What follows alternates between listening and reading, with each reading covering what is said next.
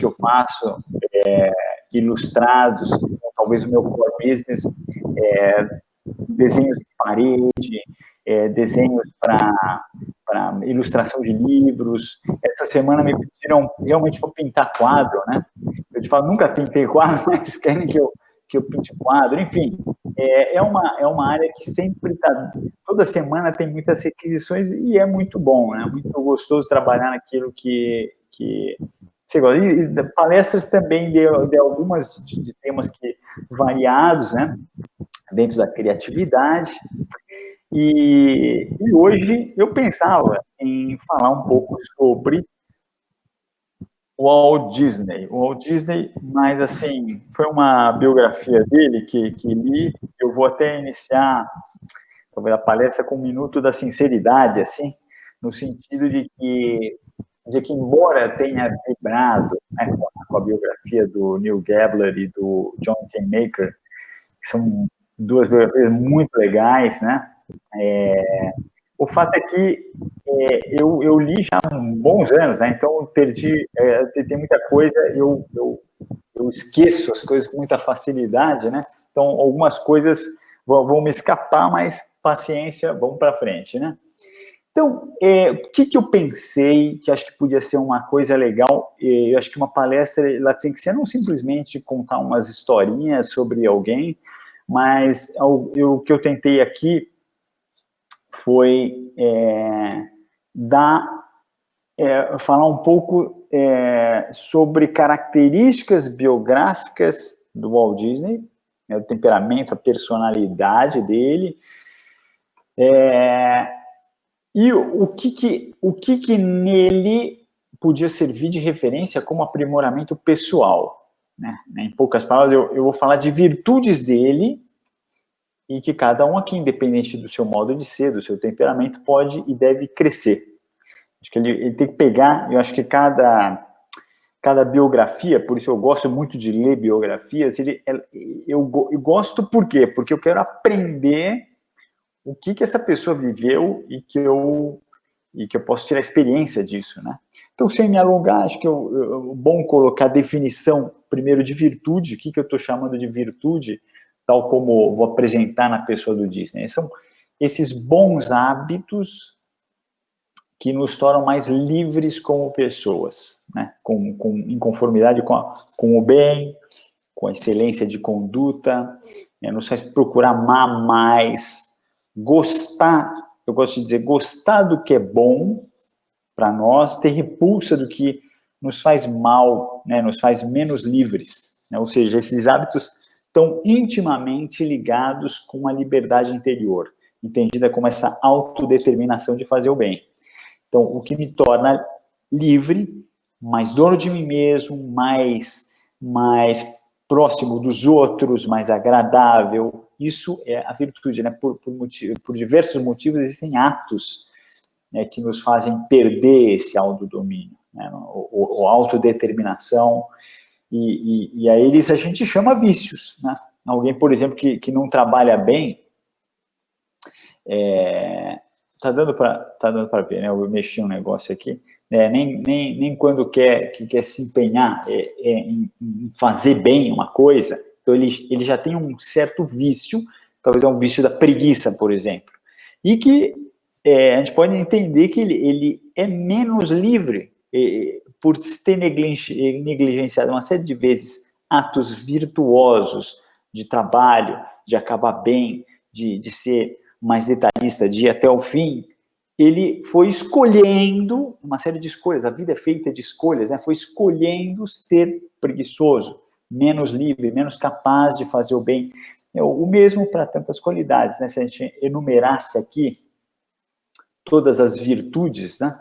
As virtudes humanas, talvez dessem mais de 200 virtudes, né? Se eu pensar só algumas, né? Estudiosidade, a amabilidade, a prudência, a cordialidade, epiqueia, é uma virtude diferente aí, né? Tem muito a ver com a prudência também, a constância, a valentia, a simplicidade, sinceridade, enfim, um montaréu delas, né? E todas elas nos tornam pessoas, como a gente falava, mais livres, né?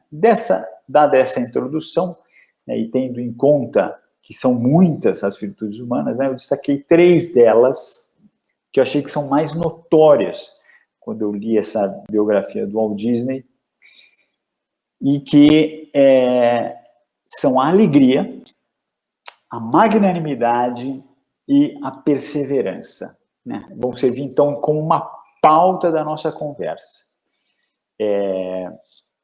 Enfim, entrando propriamente no título da palestra, eu pensava em tratar do Walt Disney, alguém que deixou um legado, acho que ninguém vai discutir isso, um legado absolutamente insubstituível dentro do mundo do entretenimento e da educação, sem dúvida, né? Acho que também todos vão concordar que falar de entretenimento é, de certa maneira, falar de educação, né? Eu acredito que muitos, vibram com entretenimento e talvez não pensam ou não consideram que estão sendo educados durante o entretenimento, seja por aquilo que estão fazendo ou repetindo, seja por aquilo que estão ouvindo, seja aquilo que estão sendo apresentados e nos fazendo vibrar com aquilo. É alguém que está me ensinando a vibrar com alguma coisa, né? Está mexendo com meus afetos, muitas vezes, ou seja, estão me educando. Então, são nesses momentos de descontração que a gente se apresenta tal como é, né? que aprendemos muito da convivência, de tantas coisas que são interessantes, que são chamativas, mas que, antes de mais nada, passam necessariamente uma concepção de vida, né, de valores humanos, né? O fato de a gente poder educar ou deseducar com filme, ou com jogo, ou com desenho animado, depende do modo como ele me apresenta a realidade, direciona meus afetos, minhas emoções, como a gente falava. Pode educar meus afetos ou desvirtuar meus afetos. Tanto que existe essa máxima, é uma máxima em latim, que é corruptio optima pessima. A corrupção do ótimo é péssima. Ou seja, eu apresentar de uma maneira tecnicamente perfeita, maravilhosa, algo que em si o valor é maléfico, é tóxico, vamos dizer assim, mas, me leva a sentir algo como uma coisa boa, agradável. É péssimo, vamos dizer, pior do que qualquer outra coisa, né? Então, a gente pode pensar, eu gosto desse exemplo também dessa cineasta genial que deu todo o apoio para o Hitler, né, na Segunda Guerra, e ela fazia filmes que, tecnicamente, eram maravilhosos. Puxa vida, mas por um fim terrível, né? A gente pode pensar nisso tantas coisas que moralmente péssimas e que são apresentadas bem, né? Então, mas o que eu queria colocar aqui para o Walt Disney, porque a gente está falando de virtudes, né? O Walt Disney, ele soube tratar desse aspecto de um modo muito legal, de um modo muito positivo. Não vale o corruptio optima péssima aqui. Ele colocava uma finalidade muito boa, muito pró-família, muito pró-ser humano, pró-virtude. Então, a nível de introdução, eu não sei se sabiam, mas o Walt Disney é a pessoa que venceu o maior número de Oscars na história, sendo 22 prêmios na academia, 59 indicações. Também venceu 7 Emmy Awards, né? Diferente do que muitos dizem, ele não foi congelado, né? Não foi congelado. Ele morreu de câncer de pulmão em 15 de dezembro de 1966 na Califórnia. Tinha 25 anos. Né? Ele deixou para trás esse legado impressionante, uma universidade, ainda que ele não tenha terminado o segundo grau.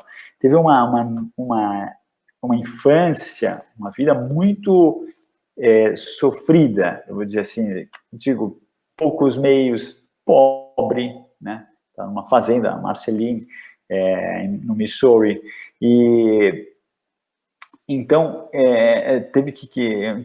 mas deixou uma universidade, deixou numerosos curtas de animação longas, documentários, filmes produzidos durante a sua vida, além da Walt Disney Company, que é um dos maiores conglomerados de entretenimento do mundo. Na biografia dele, quando você acha que tá super, assim, ele fez tudo que podia, ele começa a pensar nesse parque temático. Ele fala da Disneylândia e depois no Walt Disney World, que ele pessoalmente começou, projetou na Flórida, ele escolheu o terreno, tudo, é um negócio impressionante. Mas, além disso, eu queria mostrar aqui que o Disney era realmente uma pessoa grande interiormente, né? E soube tratar fortemente as virtudes, os valores em toda a sua produção. Foi um dos motivos pelo qual criticaram na época muitos dos seus filmes, né, animações da Disney, os críticos de cinema caíam em cima dele, porque o que acontece? Achavam que ele colocava a realidade muito boa, as pessoas muito boas, o filme muito bom, puxa, Mary Poppins, tudo, puxa, as pessoas querem o bem, ou quem é mal, ele consegue... Ele apresenta também a pessoa que tem a sua bondade de fundo, né? Ele eleva as pessoas, ele tem esse ardor de querer elevar as pessoas, ou apresentar bem e mal, que existe o bem e que existe o mal, quando eles achavam isso como crítica, né? Quando o real é mais vicioso, mais dark, né? E a linha dele foi buscar referências grandes, né? Então, sabendo já dos seus feitos, dos seus empreendimentos, que foram muitos impressionantes, vamos falar também da sua personalidade, né? Como a gente falava, ele nasceu nos Estados Unidos, em Chicago, Illinois, Estados Unidos, em 5 de dezembro de 1901. Ele é filho de Elias e Flora Disney, tinha 4 irmãos, o Herbert, que nasceu em 1888, 13 anos mais velho que o Walt, Raymond, o Ray, era de 1890, 11 anos mais velho, o Roy, que foi depois empresário, foi sócio dele, né, na Disney Bros, nasceu em 1893, 8 anos mais velho, o Walt em 1901, então, e a Ruth, que era a caçula, que nasceu em 1903. O pai era fazendeiro, a gente sabe que, eu acho que, não sei se o quanto cada um sabe, né, mas o pai dele era muito austero, muito duro, né? Um fazendeiro zeloso, não tinha nenhuma aptidão para administrar uma fazenda, não tinha tino nos negócios, então assim, já citam vários detalhes, como ele era atrapalhado, tomava decisões erradas, perdia muito de dinheiro da produção por besteira, sendo então um fracasso na produção, fracasso financeiro, era muito frequentemente agressivo, possessivo, né? O que revoltou o Herbert e o Ray, os irmãos mais velhos de Walt, eles ficaram revoltados, mas porque eles tinham um tio que era rico, o tio Robert, e ele, uma época, deu umas terras para eles cultivarem, para eles ajudarem, alguns trabalhos extras, e eles ganharam uma grana extra, os dois. E o pai já ficou sabendo, escuta, mas vocês aí, o que vocês vão fazer com esse dinheiro? Não, a gente vai comprar, não sei lá o quê, falou vou comprar um relógio que eu quero, que não sei o quê. Ele falou, não, passa esse dinheiro para mim, eu que administro. Então, essa aí, vamos dizer assim, sabendo que o pai era casca dura, os dois irmãos fugiram de casa. Isso foi em 1907. Os dois fugiram e ficaram só os outros 3, né? O Roy, o Walt e a Ruth, né, em casa. Então, mas para dizer aqui um pouco como é que era o clima, não está nada bem em casa, né? Ainda que nunca teve algo mais sério de divisão na família. Eles fugiram de casa, mas Você vê, ao longo da vida, não é que eles deixaram de se falar, eles voltavam, enfim, né? E depois a gente vai ver no final da vida, quer dizer, ao longo da vida, como eles foram muito caridosos com os pais, né? Isso é uma boa família, apesar desses acontecimentos, assim, né? Então, esses dois tinham 19 e 17 anos, né, quando fugiram. O Walt trabalhou em afazeres muito simples quando era moço, né? Chegou a ser até jornaleiro mesmo, de entregar jornal. Passou mal, passou fome, às vezes, de entregando jornal na neve. Foi um negócio duro, né? Esse tio rico, que eu falava que ajudou os irmãos, né, uma época, também era o que dava, às vezes, em algumas ocasiões, ele levava bloco de desenho e lápis de presente para o Walt. Foi daí que ele foi ganhando gosto pelo desenho, né? Enfim, agora, dando introdução à primeira virtude, posto essa introdução da vida do Walt Disney, e a introdução da alegria nele. Porque, em princípio, eu falei da família, falei que existia uma tendência, talvez, do pai ser muito austero, muito autoritário, muito agressivo, às vezes. Teve, inclusive, Bem, eu vou falar daqui a pouco, né? Tem um episódio meio chamativo, né? Mas o que talvez vale a pena introduzir já é justamente o temperamento, o modo de ser do Walt. É uma família de sérias tendências à sisudez, tristeza, por conta do pai ser rígido. Ele fez esse contraponto, ele quase que instintivamente ele quis fazer um contraponto muito forte com o modo de ser alegre, sociável, né? Isso que de certa maneira marcou ele durante a vida. A gente pode pensar, puxa, mas saiu da onde? Mas simplesmente como um contraponto. Sim, eu tenho um dado que achei, né, interessante na biografia dele, que ele tinha um tio, o tio Edmond, que ele tinha uma deficiência mental, né, é incapaz sequer de assinar um nome, fala a biografia, né? E andava por exemplo, ele era muito despachadão, né? Era alguém extremamente amável, independente, e que a gente pode dizer que desconcertava o pai do Walt.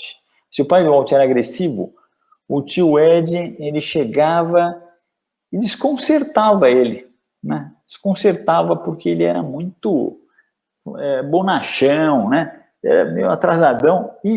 E lógico, o Walt, ele percebia isso aí. Puxa, de fato, como é legal o tio Ed, né? Mas era atrasado. Era muitas vezes o tio Ed, ele tinha que morar com as irmãs, né? Porque não tinha dependência, né? Então, e às vezes ele saía de casa, ia até a casa dos Disney, e já dizendo, sou eu. Então ele já entrava, ele já tinha, ele não tinha inibições, né? Então, segundo o Disney, ele fala assim, né? O tio Ed fazia o que ele queria. Se queria ir para a cidade, andava pela linha do trem, e o trem vinha na direção dele. Então acenava com um pano, o trem parava e ele dizia, eu quero uma carona. Subia no trem e seguia para a cidade. E, assim, era um cara assim, totalmente malucão, né? Malucão, mas bonachão. Até o Walt admirava, né, esse senso de liberdade juvenil dele. Totalmente crianção, mas tranquilo, né? Ele falava, tio Ed era um Peter Pan na vida real. Amei sempre a sua alegria, que me servia sempre de exemplo, grande exemplo.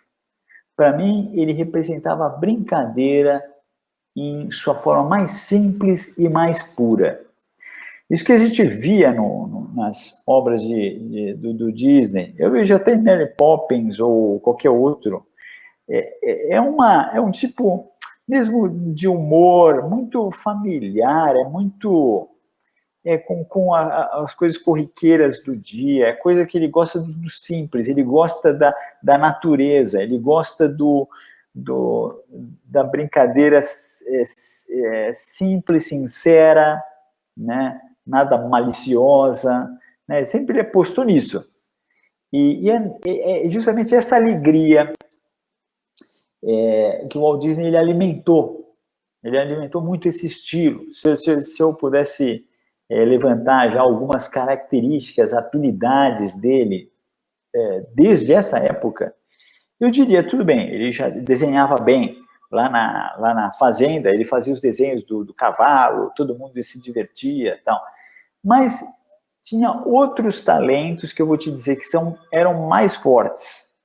Eram mais fortes, como a gente depois vai ver, vai ficar muito evidente na sua trajetória de dramatização. Ele quis fazer teatro, ele era bom no teatro, ele representava maravilhosamente bem, né, no teatro, a construção de um personagem, trabalho em equipe, vender, entusiasmar os outros com uma ideia, e era extremamente alegre, ele transformava o ambiente.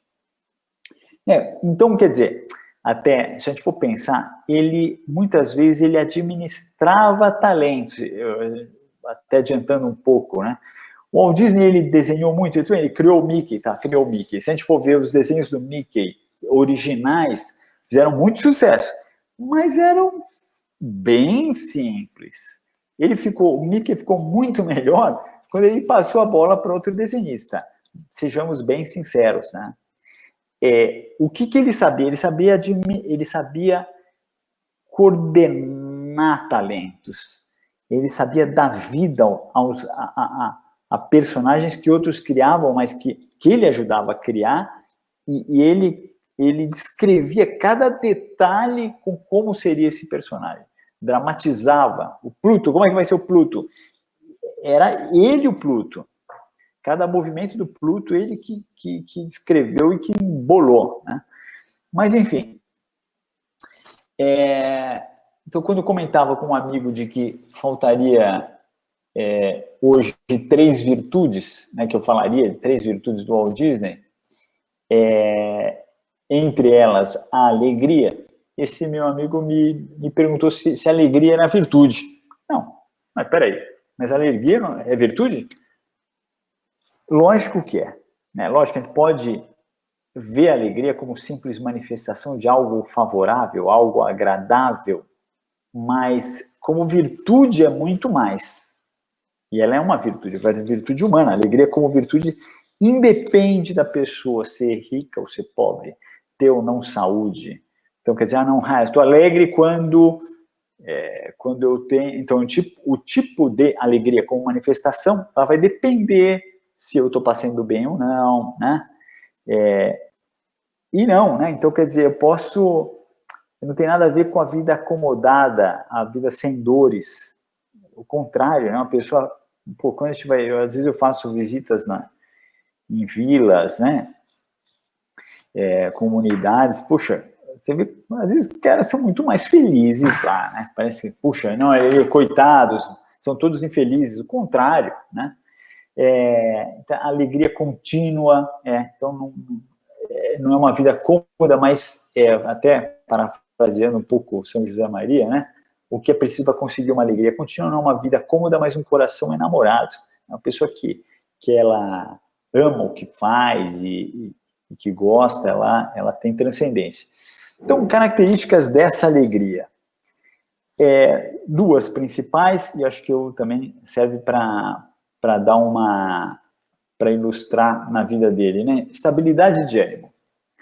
Impacto de contrariedades, das dificuldades não abalam o íntimo da pessoa, né? Não chegam ao núcleo do castelo, né? Essas reações explosivas, oferecer resistência para que possa falar as coisas que precisam ser ditas.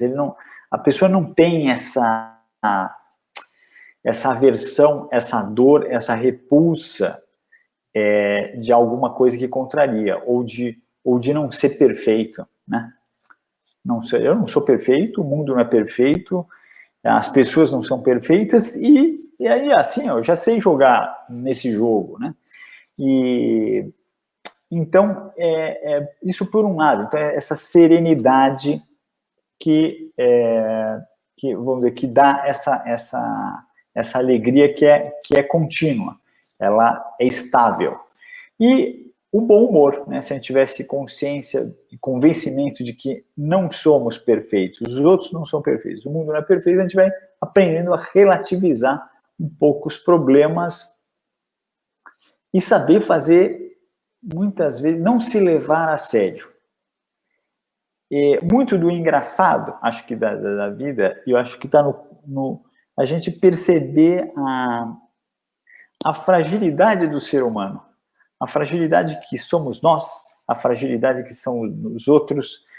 Por que às vezes a gente dá risada de um bebezinho que não consegue andar e que é engraçado? Porque ele é frágil, toda essa fragilidade, a gente saber ver o que a nossa realidade, às vezes, imagina, o bebê, imagina o bebê que se leva a sério. Se leva a sério, ele cai e começa a chorar, e começa a ficar nervoso. Parece até uma coisa ridícula e até parece cômica também. Porque a gente olha, a gente vê claro como as coisas são frágeis. A gente vê claro como somos pouca coisa e não tem nada de mal nisso. E isso é bom, né? Quando a gente aceita e vive bem assim, né? Se é preciso, então, reexaminar onde é que a gente está ancorando a nossa alegria, se existem em nós as reclamações interiores, exteriores, que podem estar, às vezes, numa falta de maturidade interior, né? Eu tenho que aceitar. Enfim, essa alegria foi muito presente, essencial na carreira do Walt Disney, como a gente vai voltar a ver em casos concretos.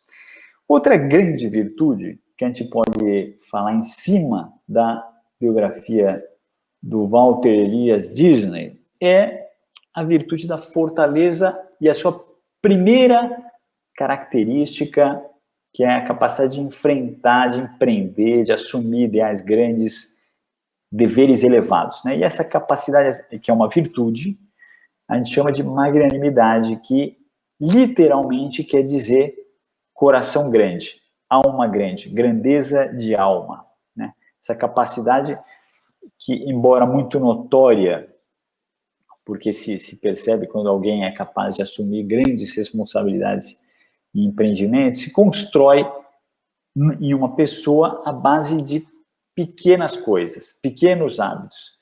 Qual que é a diferença? A gente pode pensar, qual que é a diferença entre dois homens que talvez tenham crescido juntos, com a mesmíssima educação, mas que ficaram tão diferentes, né? Um se tornou apocado, medíocre no trabalho, o outro foi se fazendo referência de caráter, de profissional, um cara que é, excelente, um cara responsável em tudo que faz. O que mudou de um para o outro? A gente pode pensar várias pequenas coisas, né? Começar no modo de pensar e de decidir.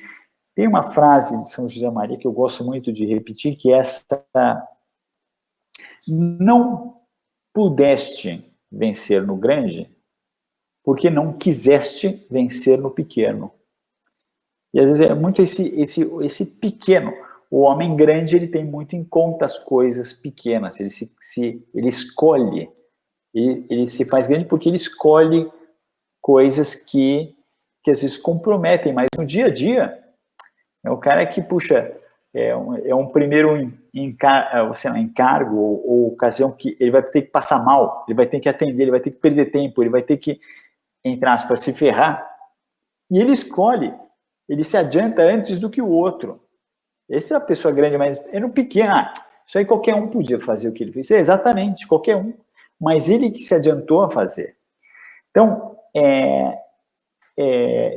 vamos dizer, justamente dessa escolha, a gente fica pensando, não, o Walt Disney, ou sei lá, qualquer grande homem, né, grande biografia, nossa, então porque por isso ele já teve grandes ideias, então ele já começou a empreender para caramba.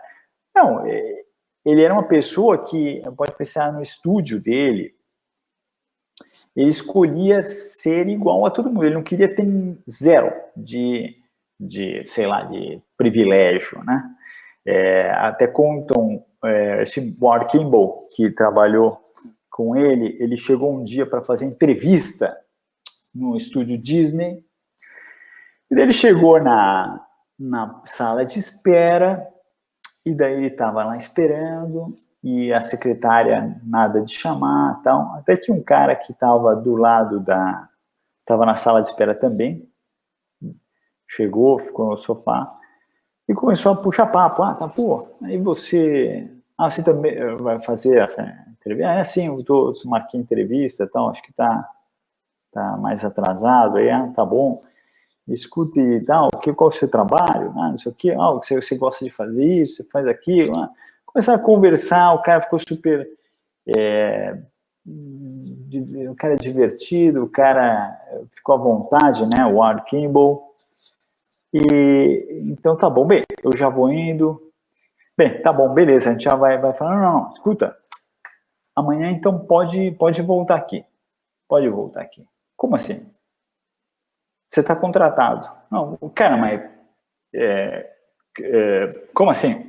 Não, prazer, eu sou o Walt Disney e você vai trabalhar junto no meu escritório.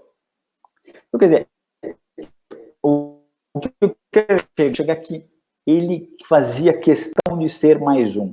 Se a gente falava, e ele era jovem nessa época, né? Na época da primeiro estúdio deles, não era nada. Ele era mais um, como ninguém via fotos, ninguém sabia quem que ele era. Alguém que chegava no estúdio não diferenciava ele dos outros. Essas escolhas por ser menos, por ele querer construir um estúdio que ninguém... O sonho dele, que depois se desfez em 41 com a greve, uma greve plantada que fizeram, muito chato, era que não existisse máquina de bater ponto, cara. Não, assim, o sonho dele é que a gente chegasse no estúdio, cara, o cara ele tem o maior prazer que ele tem é ir trabalhar, cara. E, cara, você não precisa nem bater ponto, sai a hora que você quiser, cara, porque é tão legal ficar aqui, cara, que você não vai querer sair. Mas isso ele não conseguiu, mas, enfim, acho que nessas escolhas de que todos passem bem, de querer escolher, de querer pagar bem, né?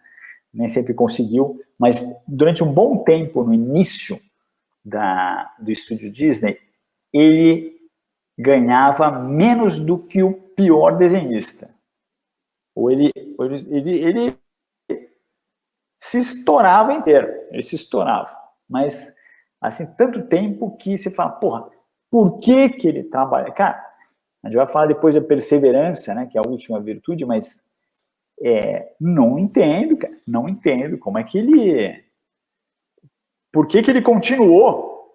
Por que ele continuou? A empresa faliu 2 vezes, assim, mas até chegar até o fundo do poço. E ele continuou, mas com mais ardor ainda. Então, vale a pena, então, pensando na magnanimidade, pensar em como ele passou mal. Um homem magnânimo, ele não se importa em passar mal para fazer aquilo que julga certo fazer.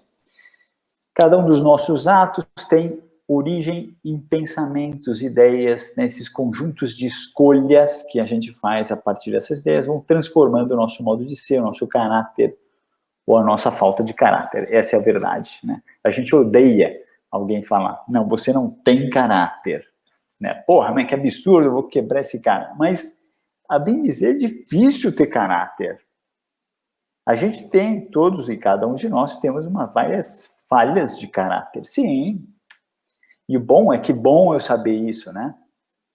Porque eu vou querer mudar. O motivo pelo qual a gente faz o que a gente faz também será algo absolutamente essencial. Por isso, ao pensar na construção de uma alma magnânima, a gente deve considerar, antes de mais nada, a sua forma de pensar.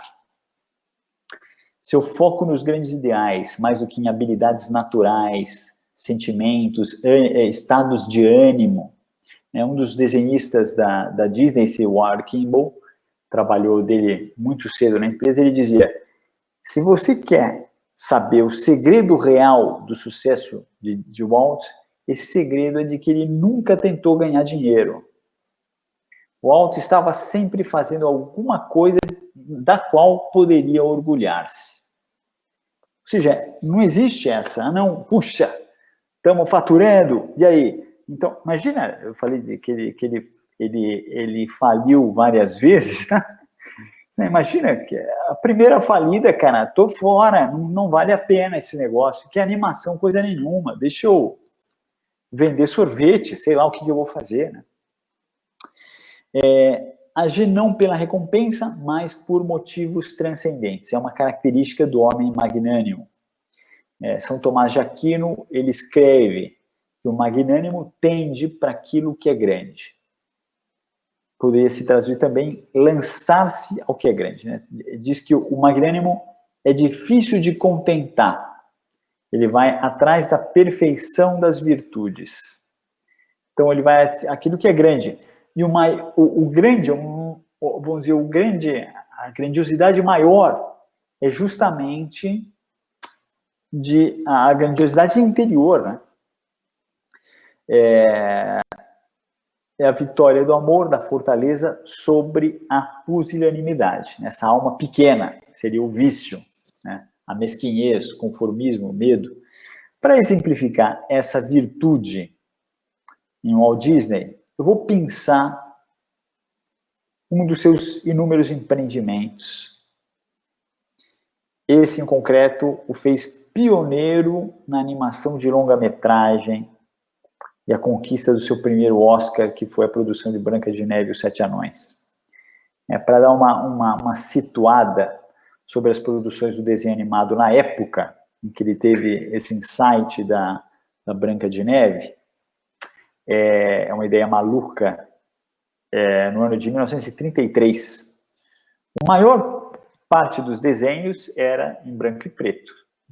Pensar em produzir em cores era dizer em gastar 4 vezes mais. Ele já tinha feito isso, outros desenhos já tinham feito isso, como Os Três Porquinhos, que é de 33 também.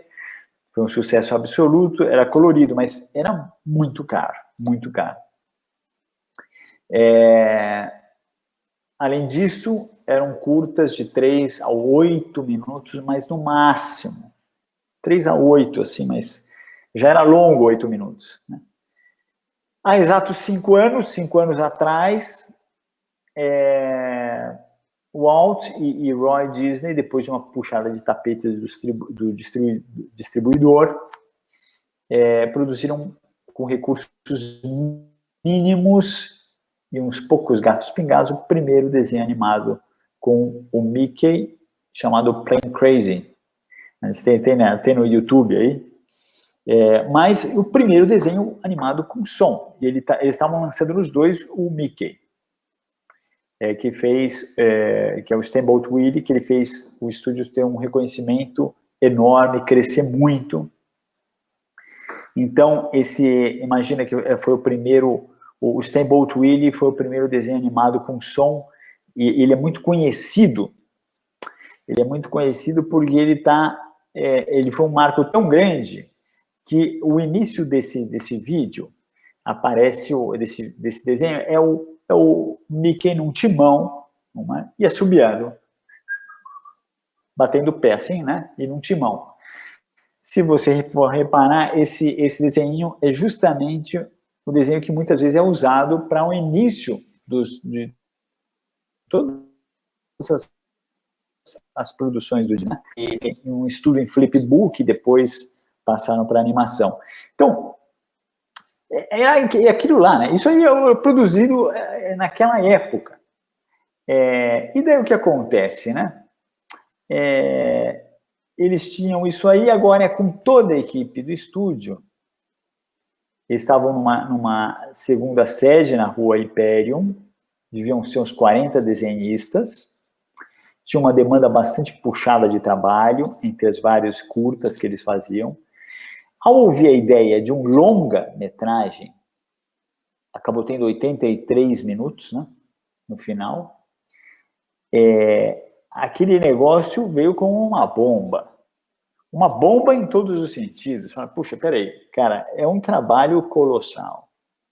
Mas, assim, o que vazou para grande parte é que seria baseado numa história dos irmãos Grimm. Todas as histórias dos irmãos Grimm, todo mundo já conhecia, bicho. Já, porra, pelo amor de Deus, Joãozinho pé de chinelo, lá não, o pé de feijão, o Chapeuzinho Vermelho, tá bom, tá certo, tá bom. Irmãos Grimm, tá? Todas as histórias já eram muito conhecidas, tudo parecia um delírio, ainda um longa-metragem, você tá maluco, né? De que um desenho animado mantivesse a atenção da plateia por uns 10 minutos já soava como utópico. Ele queria fazer um longa, tá bom, né? Então, cara, viajou. Então, o que aconteceu? Foi então que depois de um dia de trabalho, o Walt Disney, ele reúne toda a equipe num galpão de estúdio, ele liga só uma luz, é uma luz que está focalizada nele, pau, e ele vai descrever o projeto. O que é o projeto da Branca de Neve e os Sete Anões. Eu vou ler o que escreveu um dos caras que fez a reunião com ele. Tivemos uma reunião de negócios hoje sem muito sentido, mas foi muito interessante porque, entre outras coisas, Walt nos contou a ideia de desenvolver a história de Branca de Neve. E, honestamente, o jeito como aquele rapaz conta uma história é fora do comum. Praticamente eu fiquei em lágrimas durante uma parte e já havia lido a história muitas vezes quando criança sem ficar particularmente comovido. Se o desenho ficar 1/10 do que ele espera, vai ser um tremendo sucesso, né? O animador Dick Hummer afirmou que quando foi trabalhar para o Disney naquele mesmo ano, o Walt começou a contar para ele essa mesma história. O Walt era um ator tão maravilhoso que a minha garganta começou a ficar apertada, meus olhos começaram a ficar úmidos. Foi maravilhoso o modo que ele contou. Mas a turma toda que ouvia ele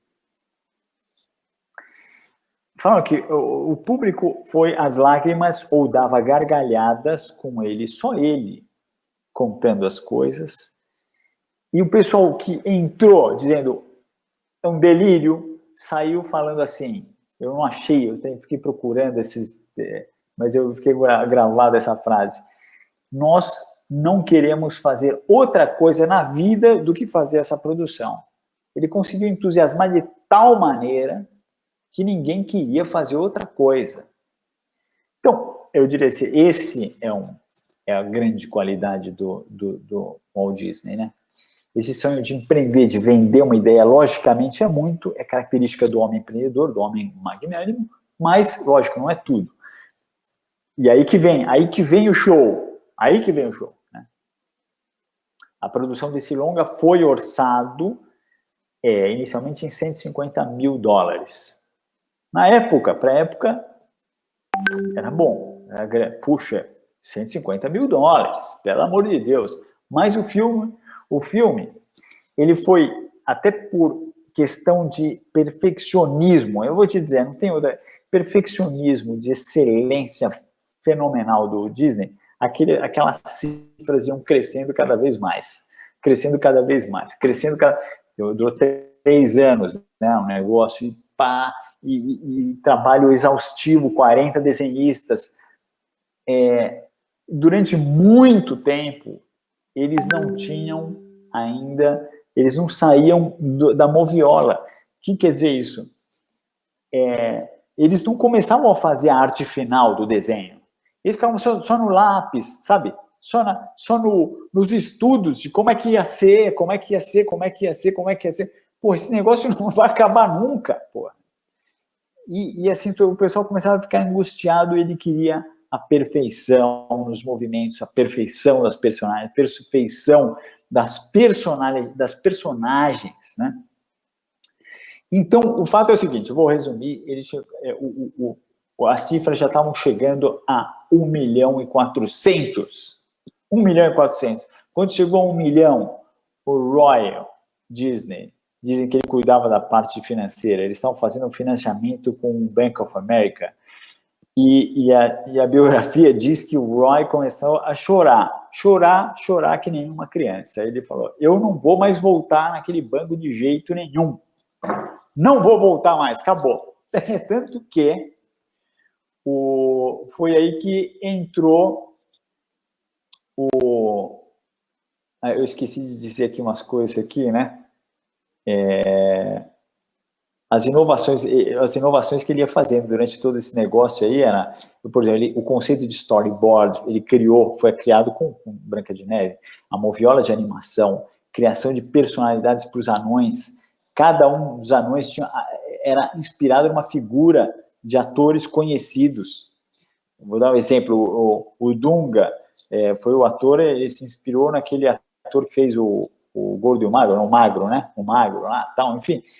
Foi um negócio absurdo de trabalho, mas até que quando o Roy falou, já não sei mais o que fazer, foi daí que o Walt Disney, ele entrou no jogo e combinou com o gerente do Bank of America de trazer ele para o estúdio e apresentar. Então, vamos dizer, a estratégia do Walt Disney foi,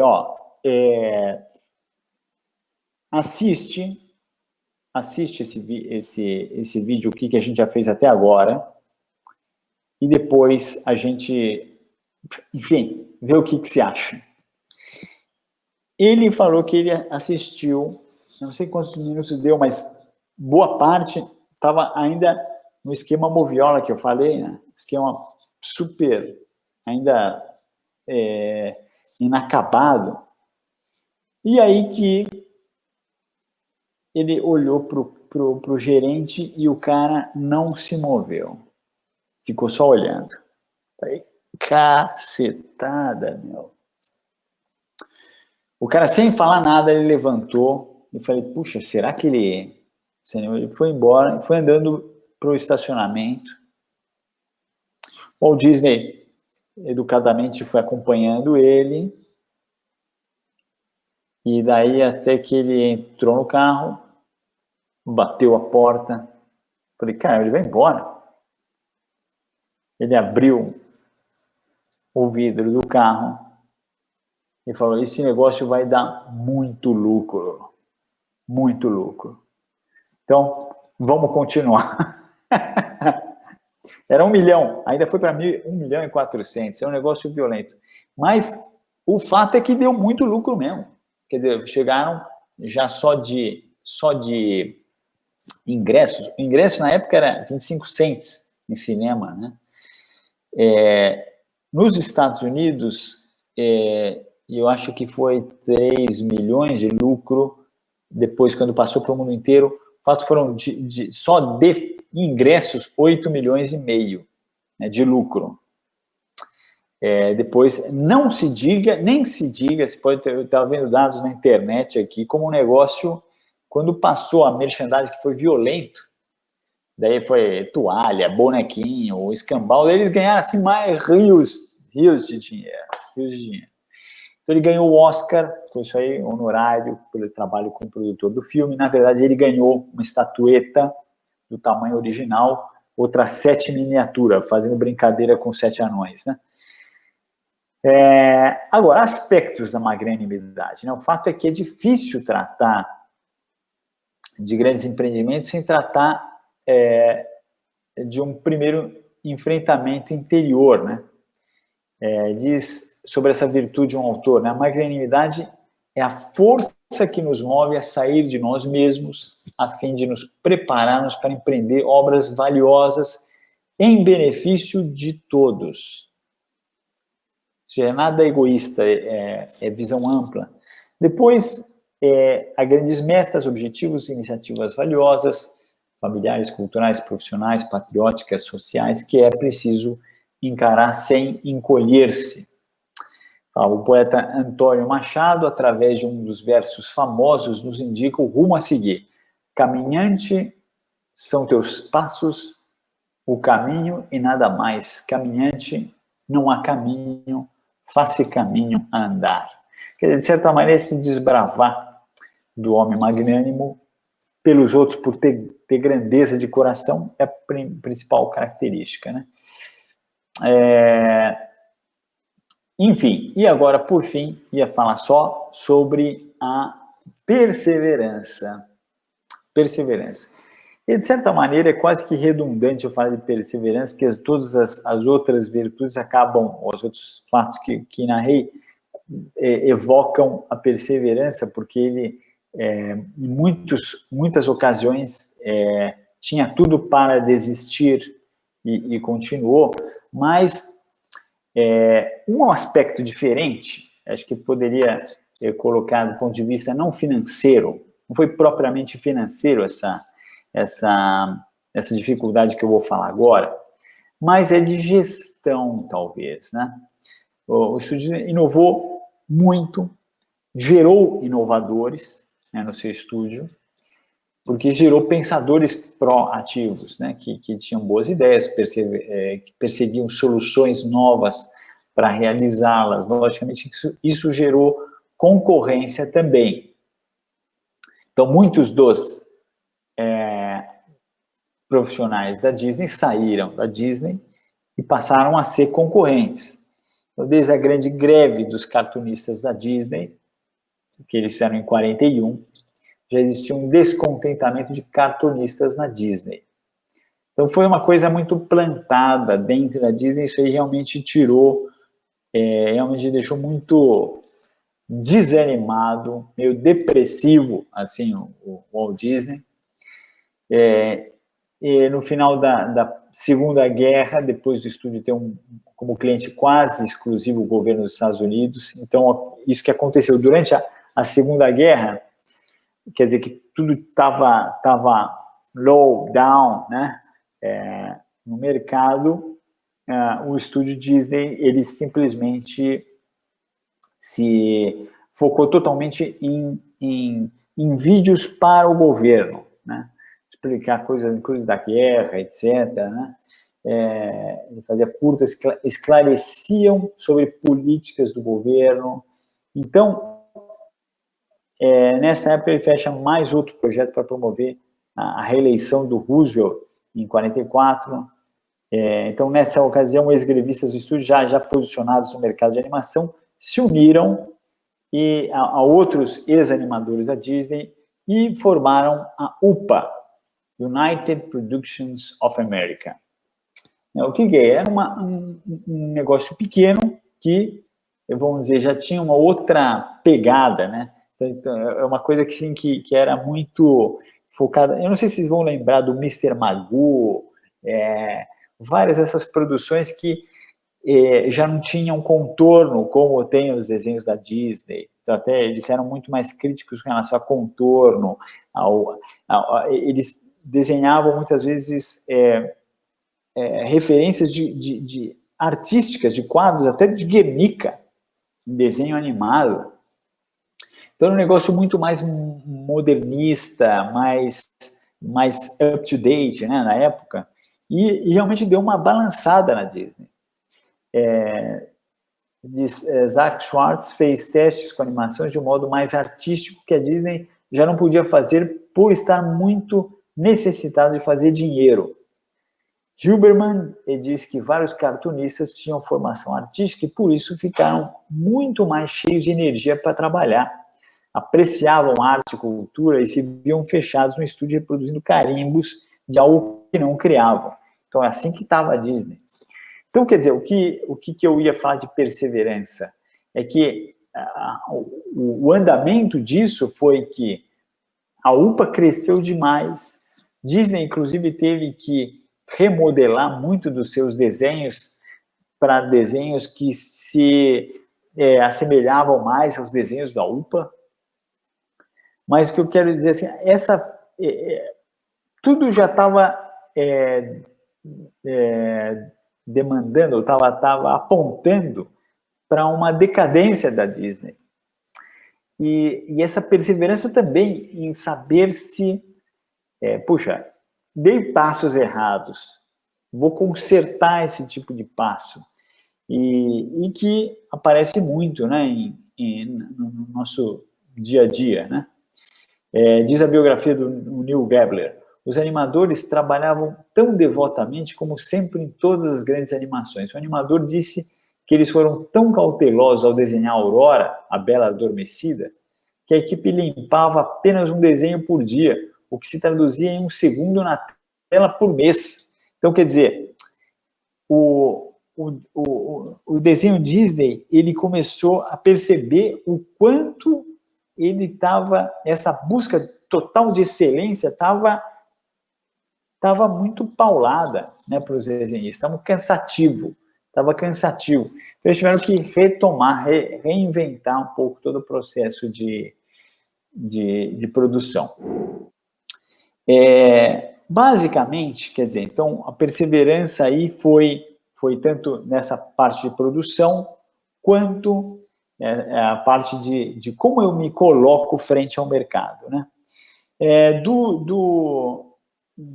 Da virtude da perseverança, isso aparece não só, né, às vezes quando a gente coloca temas de vencimento pessoal, mas vencimento em equipe, ou se trabalhar em equipe, ou saber perceber elementos de temperamento dos outros, saber próprio conhecimento alheio. Eu dou muitas vezes uma palestra sobre criatividade. Eu gosto de dizer a ideia de que eu preciso, quando trabalhar com alguém, eu preciso perceber qual que é o ponto de criatividade dos outros. Se eu me conheço e eu sei que meu temperamento é extrovertido, por exemplo, eu vou precisar... eu sei que existe uma forma de eu ser criativo, que é falar, que é conversar, que é brincar, mas existem pessoas que não são criativas nesse modo de ser. Não adianta falar, então eu vou fazer um ambiente bem descontraído, bem legal, que daí todo mundo vai ser criativo. Não, não é assim. Eu tenho que saber qual é o modus operandi de cada pessoa. Então, o que eu quero chegar também aí na parte de produção diária, é de que a gente precisa, muitas vezes, o perseverar não é só MOOC, mas eu saber como é que eu sou, esse conhecer-me e conhecer os outros. E daí, por isso, podia ser uma outra palestra aí, que é o de conhecimento próprio. Como é que eu me conheço, como é que eu conheço a equipe, enfim, como trabalhar em equipe. Beleza, André? Basicamente eram essas ideias hoje, né? Apenas isso, Cristiano, essa aula?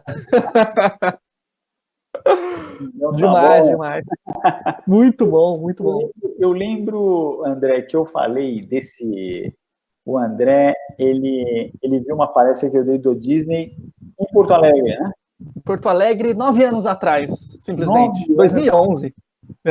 Eu lembro que você estava muito contente com o livro que você leu dele, né? A biografia. E você fez uma palestra lá, encantado com a leitura e tal.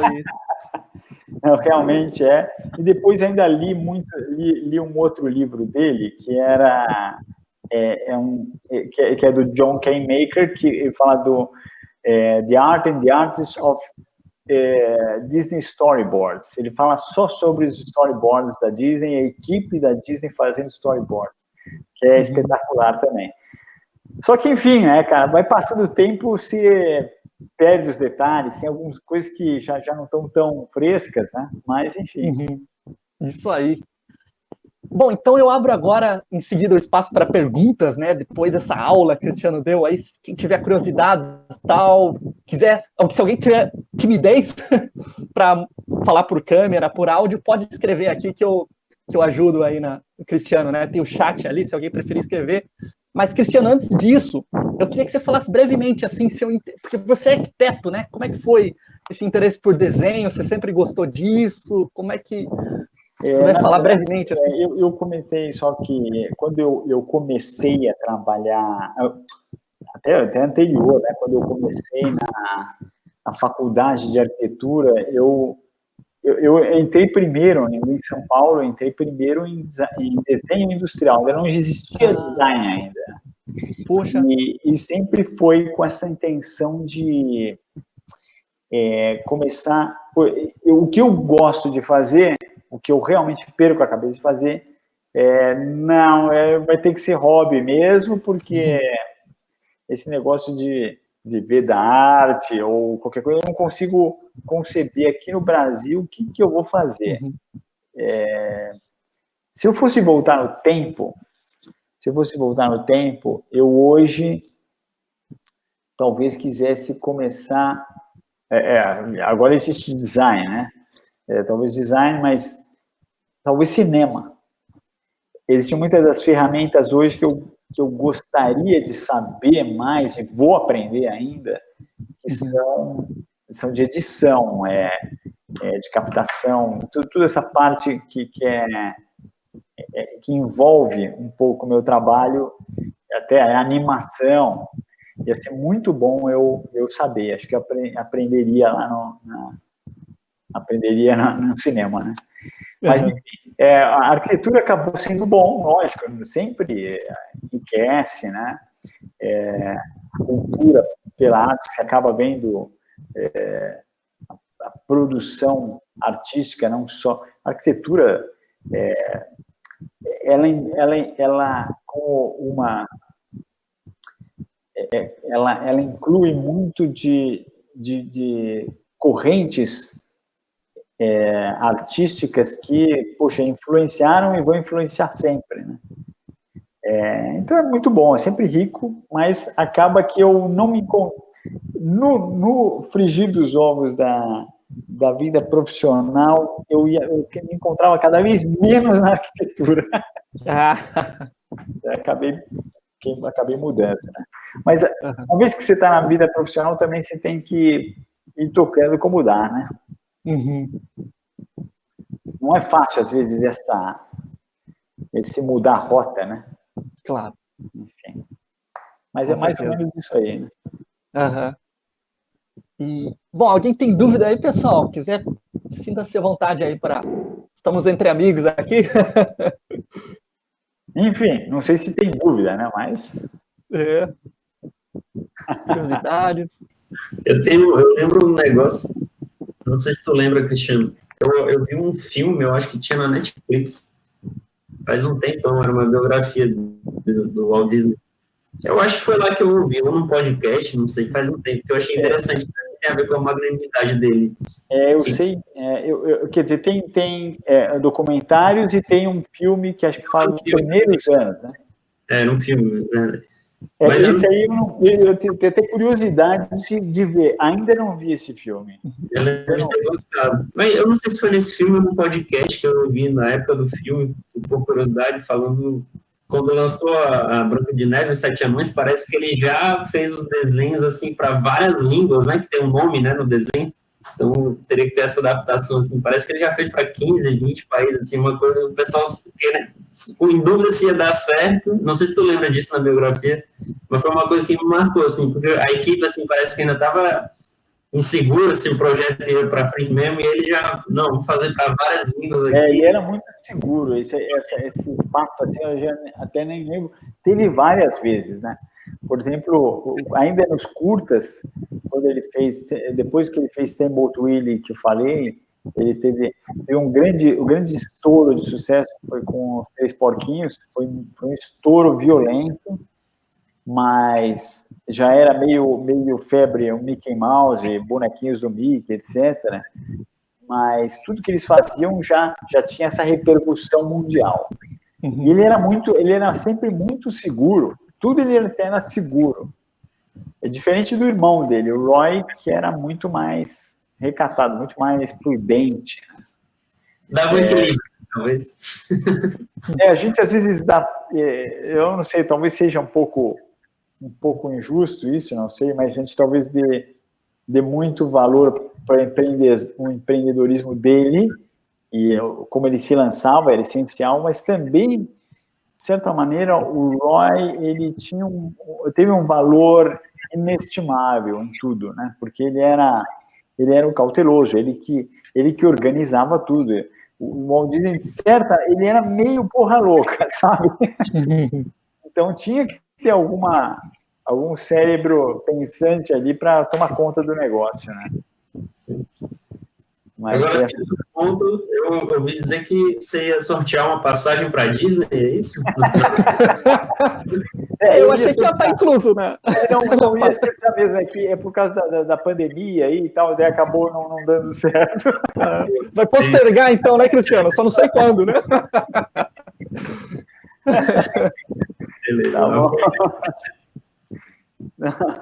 Mas legal. Agora aliás, eu não sei também, uma dúvida que eu tenho, quer dizer, eu não sei as áreas de vocês, né? Mas quer dizer, de fato, o que eu falo e que aproveito é muito pela minha área, né? Eu não sei quanto é de aplicação para vocês, né? Mas eu acho que tem muito, a parte de trabalhar em equipe para a Disney e conhecer um pouco do que ele inovou do ponto de vista até humano, de relacionamento, de equipe, é muito legal saber. Legal. Eu recomendo aí a biografia. A Judy levantou a mão, Judy, fica à vontade. Cristiano, te parabenizar em primeiro lugar pela palestra, estava maravilhosa. Tu pega uma personalidade, circula pelas virtudes, circula pela gestão de equipes, mas principalmente tu circula pela capacidade que ele tinha de captar o desejo e a alma humana, né? Por isso que ele conseguiu atingir tantas pessoas. E a gente te acompanha nas redes sociais e consegue ver que tu faz essa captação. Como é que tu faz esse movimento de captação do que o cliente deseja para conseguir ser tão assertivo nas ilustrações, assim? Como é que tu faz esse movimento? Não sei se tem um método... Tem. Na verdade, assim, o tipo de... até de processo que eu tenho, no meu caso, posso assim dizer, meu processo é muito... Aliás, eu quis chamar... O pessoal acha que é só trocadilho o nome que eu dei para minha empresa, que é Xiaoyi, porque eu quis provocar como um convite. O Xiaoyi quer dizer, vamos fazer? Shall we go to this work? Porque eu me vejo muitas vezes dependente, não é só de depoimentos, mas de ideias. É muito comum é essencial esse ir e vir de um projeto, de um roteiro. Ele vai e vem algumas vezes, inclusive porque eles me corrigiram, não é bem isso aqui, não. Então não, ele é sogra, então de não sei o que, tá, entendi, tá, agora entendi. E chegar, e tem também depois um exercício que daí eu tenho um ponto de roteiro e tem um ponto de eu entender a pessoa, entender o que emociona essa pessoa. E daí eu diria que é um exercício meio sentimento também, né? Tem que ser sentimento. É lógico que varia conforme o tipo de projeto, mas por exemplo, muitos projetos que eu faço são para empresa, daí não tem muito sentimento, zero, né? É o que eu explicar, tornar claro uma ideia, uma descrição. Mas quando eu falo de pessoas, de uma história pessoal, de casamento, de 50 anos, 60 anos, de bodas, nossa, eu tenho que chegar cara, o que vai emocionar? E às vezes é muito comum, assim, eu começar a escrever e eu mesmo chorar. Porque você tem que ir entrando, né, na história da pessoa, né? Então é comum... muita escuta, então. Muita escuta, muita... muito, muito sentir a pessoa. É uma delícia, essa é a verdade. Muito bom. Cristiano... Eu não tenho sem querer. Sem querer. Mas eu gosto muito daquelas historinhas que você vai desenhando. Você falou de 50, 60 anos, não sei se você pensou, eu lembrei daquela do Ives, né, do casal. Sei. Eu acho fantástico. Tem 2 videozinhos, né, que você fez lá. Na verdade, assim, eu lembro que... O Álvaro também, né, eu gosto muito das biografias, né, sim, Na verdade, começou com eu fazendo uma história para o meu pai. Na verdade, meu pai, ele faleceu em 2013, final de 2013. Eu ainda estava em Porto Alegre, foi a primeira vez que eu trabalhava com design gráfico, e um cliente meu, que inclusive era de BH, eu tinha feito um folder para ele, e daí ele falou, olha, poxa, é o seguinte, eu queria, além desse folder, eu queria que você fizesse, como vai ser um curso, eu queria que tivesse alguma coisa para a internet também. Eu sei que você trabalha bem, por no seu folder você fez uns desenhos, eu queria que você fizesse os desenhos, esses desenhos você fazendo nesse vídeo aqui, ó. Ele me mandou um vídeo, que eu não sei se vocês vão conhecer, Where the Good Ideas Come From, de onde vêm as boas ideias. É um book trailer, então vocês vão ver na internet. Ele mostrou, eu falei, caramba, como é que ele faz isso aqui, né? O cara ia desenhando, ia aparecendo. Falei, caramba, isso aqui eu acho que eu sei fazer, né? Só que para aquele trabalho eu não consegui destravar, eu não consegui fazer. Mas o que eu posso dizer é que eu fiquei com aquele negócio na cabeça e eu quis fazer como primeiro projeto, eu fiz de um estúdio aí de Porto Alegre, e nesse estúdio, até tem na internet, Sul Rádio, e foi o primeiríssimo vídeo que eu fiz nesse aí, ficou legal, achei, mas logo depois eu quis fazer para o aniversário do meu pai, foi 70 anos, e daí eu não tinha câmera, não tinha nada, eu me virei para fazer com uma GoPro, daí coloquei no meu canal também, que é 70 anos Dr. Chauí, e daí foi o começo. Depois que eu deu fazer esse, e depois de um outro de 40 anos do meu irmão, daí o pessoal começou já a pedir. Eu já não escolhi mais se ia dar certo ou não. Já começou, e daí empresa, daí já começou a rodar, né? São bem legais. Valeu. Mas tá bom, eu vou tentando pensar em outros temas aí, eu aviso o André também. Joia, maravilha. Mais alguma pergunta, pessoal? Olha, tá bom mesmo, eu já vou ter que, inclusive... Tem que ir também. Perfeito. Foi muito rica, muito rica. Você, André, consegue... Isso aqui, você gravou isso aqui? Isso, eu tô gravando, eu até mantive em segredo para a gente ter audiência, Cristiano. Entendi, tá bom. Mas eu tô gravando aqui, espero que tudo tenha corrido bem, vou postar no YouTube, vou passar para você também, a gente vai divulgar essa aula. Maravilha, André. Olha, sempre que precisar, estamos aí, hein? Joia, muito obrigado, eu que agradeço, valeu, pessoal, boa noite. Agradeço a todo mundo aqui, foi um prazer. Abraço, obrigado. Demais, hein? Abração.